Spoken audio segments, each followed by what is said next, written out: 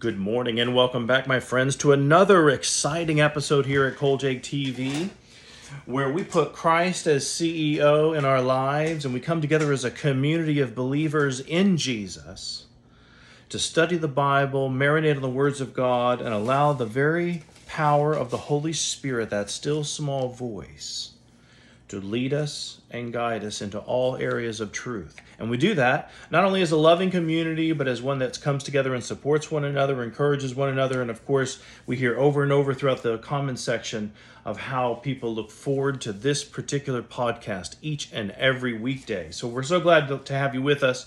I'm your messenger, GB, and this week we're tackling a brand new chapter 7, which is going to be headlined as the sick healed, the dead raised, and the sinner forgiven. If you've been with us over the past couple of weeks, welcome back. The Sermon on the Plain is what we just recently covered, and so we've captured all of that in the previous 9 episodes where we covered the Gospel of Luke chapter 6. There was almost 50 verses in that particular chapter. This chapter 7, has 50. So we even have more to cover this time around. But the stories are exciting, the parables too. And so what we're going to do is open our Bibles together as a community, welcoming back those that attend on the regular, and of course, all new members that are coming into the community, welcome. Thanks for joining us. We do a book by book and Bible by Bible, verse by verse study of the words of God. And we're getting into the Gospel of Luke chapter 7 today, verses 1 and beyond. So let's begin. The centurion's request.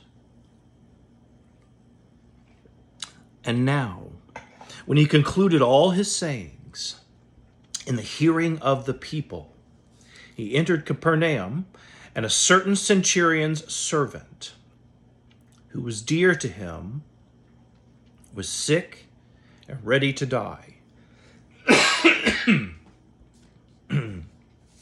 And so when he heard about Jesus, he sent elders of the Jews to him, pleading with him to come and heal his servant.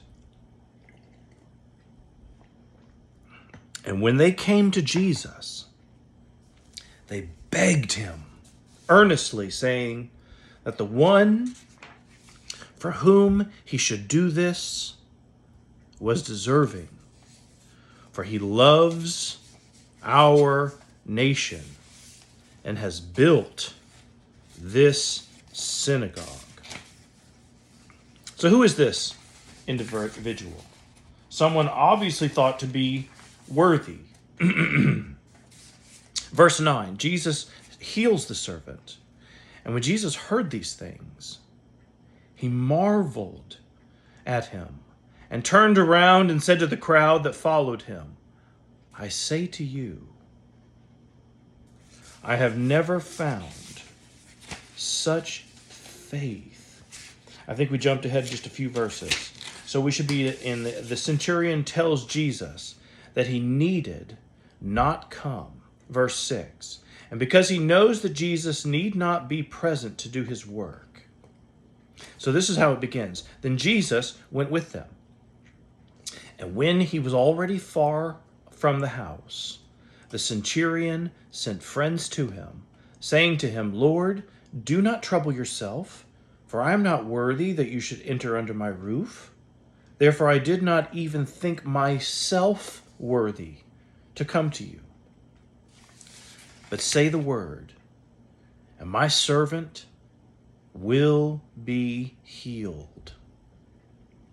For I also am a man placed under authority, having soldiers under me, and I say to one, go, and he goes.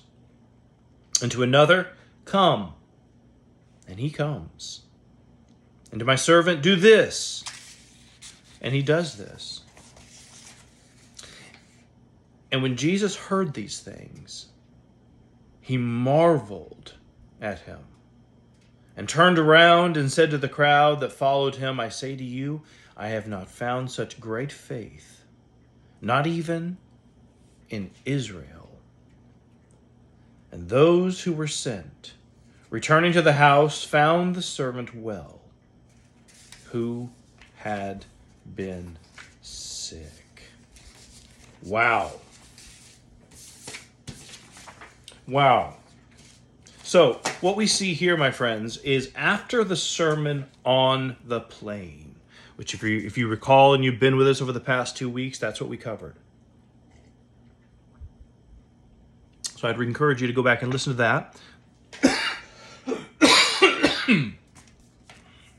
Excuse me. But Jesus came to his city of residence. So we can see that after the Sermon on the Plain, which was in Luke chapter 6, Jesus came to his city of residence. And we know this from Matthew chapter 4. This means he came and dwelt. And then he came to Capernaum. This means that the location of the Sermon of the Plain was very likely not far from Capernaum. And so this centurion, obviously a believer, obviously a kind, devout, humble man, yet all the same a centurion. So he's a Gentile, but perhaps even worse, he's a Roman soldier, an instrument of a historical oppressive arm of what Israel would consider to be their arch nemesis. And the centurion, of course, has a very unique and unusual attitude. Jesus picks up on this. Jesus points it out and highlights it in the verses that follow. He goes on to say he sent elders of the Jews to him, pleading with him. So he goes to show that this soldier, this centurion, this leader, he's so humble.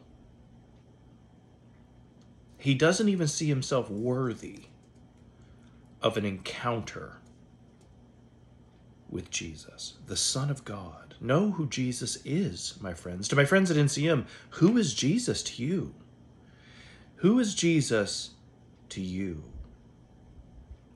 Today, that should be your homework this week, is for you to spend time contemplating, to our family and community members of CJTV, think about who is Jesus to you.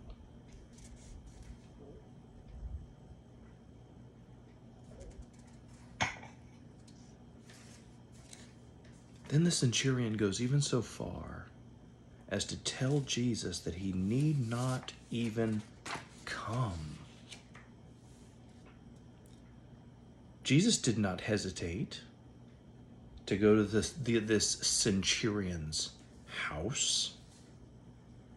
And we half wish the centurion would have allowed him.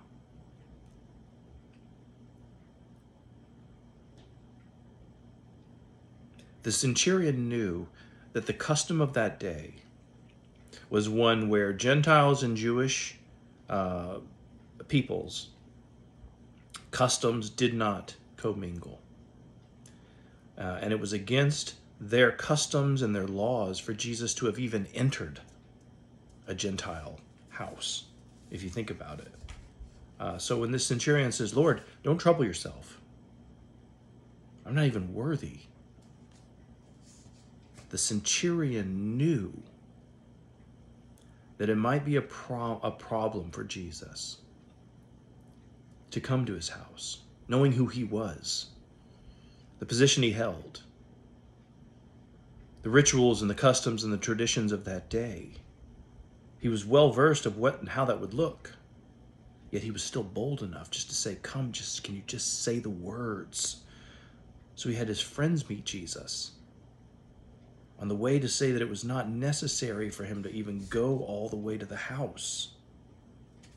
He was just to say, could you just speak the words? Your faith.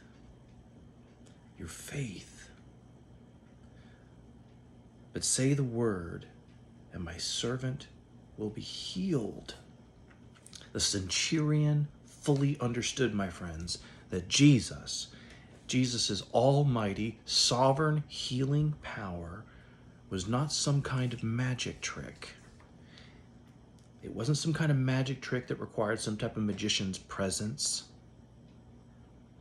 Instead, he knew Jesus had true authority.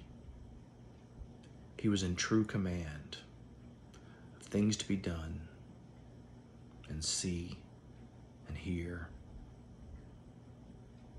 And he believed Jesus was the answer. The centurion, my friends, showed great faith in Jesus and his word. Let's come back and we'll reconvene tomorrow, picking up where we left off as of today, where we see Jesus heals the servant, marvels the centurion's faith, and tomorrow we're going to get into Jesus raises a boy from the dead. So you don't want to miss that. Come back and join us. I am your messenger, GB, here at CJTV. We'll see you next time. Have a blessed day.